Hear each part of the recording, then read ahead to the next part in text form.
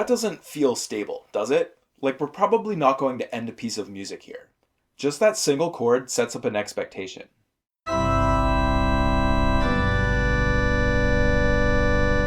And even that sets up another expectation.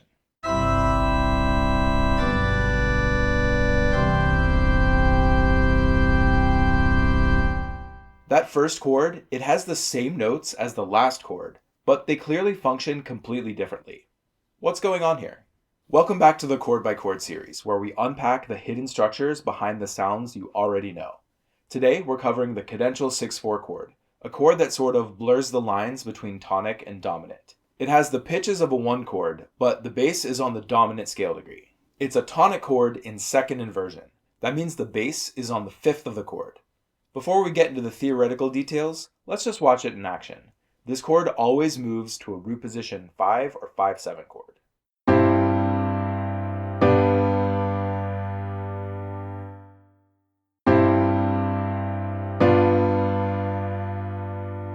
It's almost like the bass landed on the right chord, but the other voices didn't, so they adjust themselves to get it right. And the good news is, there's only one way to get it right. All the upper voices step down to a note in the next chord. When the cadential 6/4 chord moves to 5, the bass and another voice both stay on scale degree 5, while the other 2 upper voices step down from 3 to 2 and 1 to 7.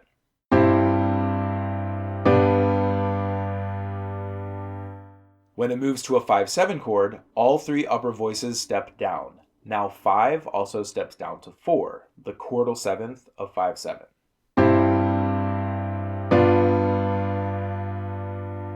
So don't think of the cadential 6/4 chord as an isolated chord. It's really a 2-chord event that always happens the same way. Now, here's where it gets messy.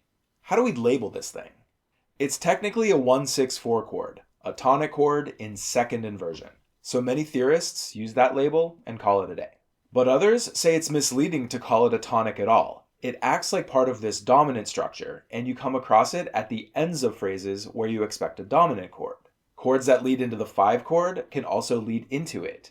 So they label the whole 2-chord event as 5, with the voice leading figures 6-5 and 4-3, almost like a double suspension. Now, I get it. This is very confusing, especially to students, because it looks like that first chord is a 5 chord in second inversion instead of a 1 chord, and it's not. We'll come back to that one in a minute. But the third way to write it is to just call it by its abbreviated name, CAD 6/4. Now, I don't care what you call it, but a lot of people are extremely opinionated about this. So if you're taking a theory class, just use whichever label your teacher uses. Okay, let's zoom in on the confusing looking one with the lines.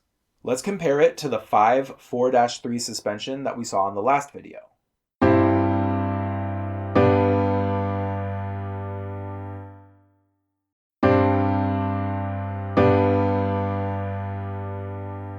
They both have a bass and an upper voice that stays on scale degree 5.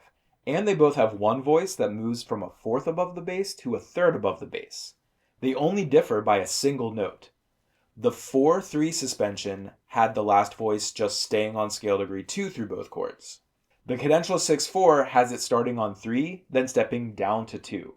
That's the 6-5 from the label. And the scale degrees 1 to 7 create the 4-3. The cadential 6/4 acts like a double suspension, even if those notes aren't tied over from the previous chord. And just like the suspension, the numbers are telling you exactly what's happening. One voice is moving from a 6th to a 5th above the bass, while another moves from a 4th to a 3rd. We also always find the cadential 6/4 on a strong beat and its resolution to 5 on a weaker beat, just like the 5-4-3 suspension. It looks scary, but it's actually sort of writing out the directions for you. Okay, hopefully that's not too confusing, because now we're going to see what happens when we move from a cadential 6/4 to a 5-7 chord. It's the same, except one voice is moving from an octave above the bass to a 7th above the bass. So that's exactly what we're going to add, 8-7. Now we have 3 sets of numbers and lines, all telling you exactly what to do. I know this looks crazy. Just remember that all of the upper voices are just moving down by step. It's not a complex maneuver. Okay, so whichever label you use, we're almost always going to see this as a way composers set up an authentic cadence. hence the name cadential 6/4. That means over these chords, we'll see the bass on scale degrees 5/5/1, and the upper voices on 3/2/1, 1/7/1, and the last voice on either 5/5/3 or 5/4/3, depending on whether that middle chord is 5 or 5/7. The soprano normally takes 3/2/1 or 1/7/1 to create a perfect authentic cadence. If it takes the line that ends on 3, it creates an imperfect authentic cadence. Here's what that sounds like using a 5 chord.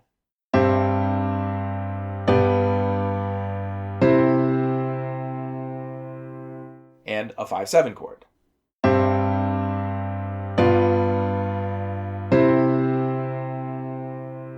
And it works identically in minor keys.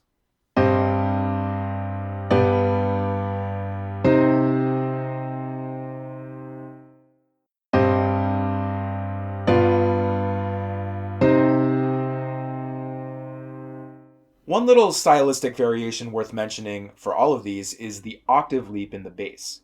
Instead of keeping the bass on the same note through both chords, composers frequently leap an octave from the higher scale degree 5 to the lower one.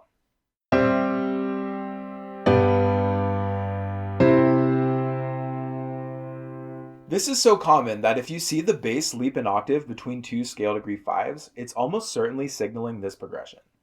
Let's see the cadential 6/4 in action at the end of a Bach chorale, number 395. This is a textbook example. On the downbeat of the final bar, the three upper voices step down to a 5/7 chord, then resolve to 1 with a perfect authentic cadence, and the soprano is moving 3/2/1.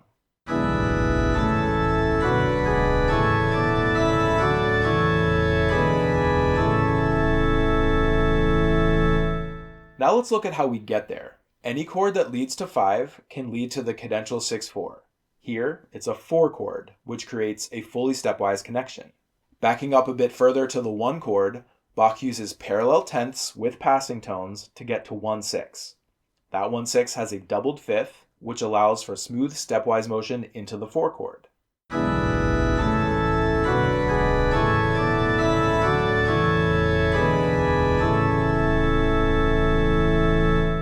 Pretty cool, right? As we add more inverted chords, stepwise bass lines become more common because we're thinking of the bass as a melody, not just roots jumping around. There's another place composers use the cadential 6/4 in a particularly dramatic way, the classical concerto cadenza. A concerto features a soloist accompanied by an orchestra, and a cadenza is a virtuosic, unaccompanied solo passage that's usually improvised near the end of a movement. In the classical era, composers like Mozart, Beethoven, and Haydn often set up the cadenza with the orchestra landing on a big cadential 6/4 chord and then stopping abruptly.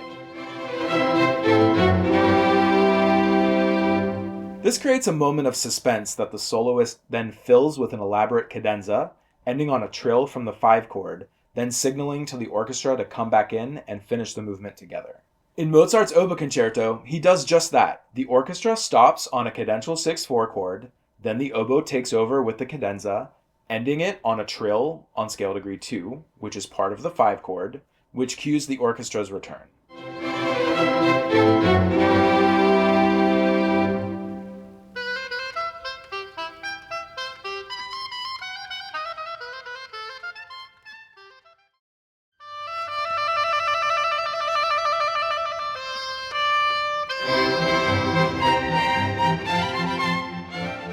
It's a brilliant move. The cadential 6/4 creates an expectation of resolution, and placing the cadenza right there stretches out that suspense for maximum drama.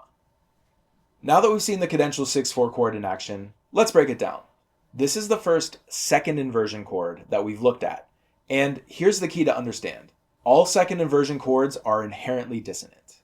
Why? Because the interval of a fourth above the bass, like the C above the G, is considered dissonant in common practice harmony. That means second inversion chords can't just be used anywhere. They need to resolve in specific, controlled ways. The cadential 6/4 has some of the strictest rules. It must appear on a strong beat, it must resolve to a root position 5 or 5/7 chord on a weaker beat, and that 5 chord then leads directly to 1, forming a cadence. Other second inversion chords, like the passing 6/4 and the pedal 6/4, follow totally different rules, which we'll explore later. So, to recap, the cadential 6/4 is a tonic chord in second inversion with the bass on scale degree 5. It always resolves to a root position 5 or 5/7 chord with stepwise downward motion in the upper voices. You'll find it at the ends of phrases leading into cadences. It's the perfect way to harmonize a melody that ends 3-2-1, which is a common ending, and it sets up classical era cadenzas. And remember, theorists use 3 different ways to label this.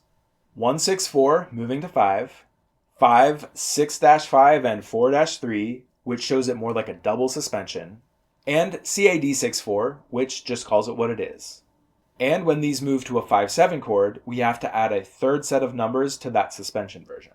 Next time, we'll look at another second inversion chord that behaves very differently and follows totally different rules, the pedal 6/4. See you next time on Dr. Fromm's Music Lab.